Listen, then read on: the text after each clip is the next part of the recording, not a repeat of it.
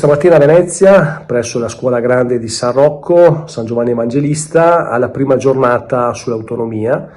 rimarcando un po' quel famoso 22 ottobre 2017, quando fummo chiamati come popolo veneto ad esprimerci sull'autonomia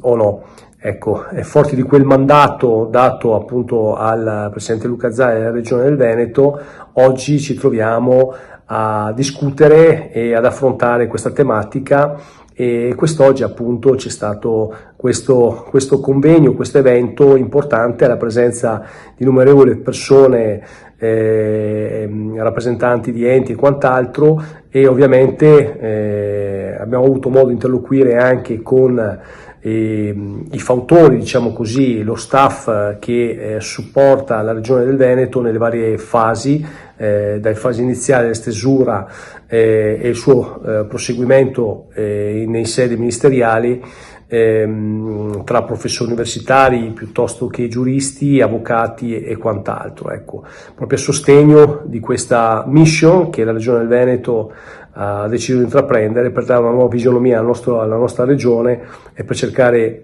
di dare veramente una nuova forma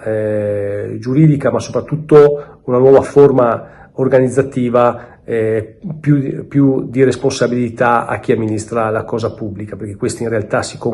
concentra il tema dell'autonomia, saper appunto responsabilizzare chi gestisce la macchina pubblica, dimostrazione lampante che fino adesso il Veneto ha dimostrato una seria capacità di gestione, e dunque a maggior ragione, avendo ancora più possibilità di gestione degli apparati e delle materie, LEP o senza LEP, potrebbe veramente fare un salto in avanti per la nostra regione, ma soprattutto per l'intero paese, perché questa può essere veramente la chiave di volta per far sì che il paese Italia possa uscire dalla secca che si ritrova incagliato. Un paese a due velocità, a 2-3 velocità, non fa bene né a coloro che magari riescono ancora a rimanere a galla rispetto agli altri che stanno, diciamo così, annaspando. Ed è per questo che oggi si è voluto, in una giornata anche di ricordo, remake del famoso 22 ottobre 2017, fare il punto della situazione attraverso appunto figure importanti istituzionali che ci hanno reso edotti sul proseguo appunto di questo iter importante per la nostra regione e non solo per il Paese Italia. E siamo nello studio del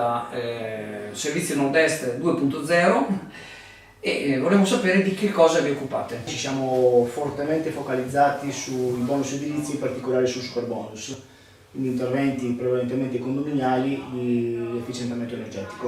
Il superbonus esiste ancora. Fino al 31/12/2024 l'incentivo è stato ridotto al 70% e fino al 31/12/2025 è stato ridotto al 65%. Per maggiori informazioni su superbonus e agevolazioni fiscali per le ristrutturazioni edilizie, Servizi Nord-Est 2.0, via Bembo, Sottomarina di Chioggia, Venezia.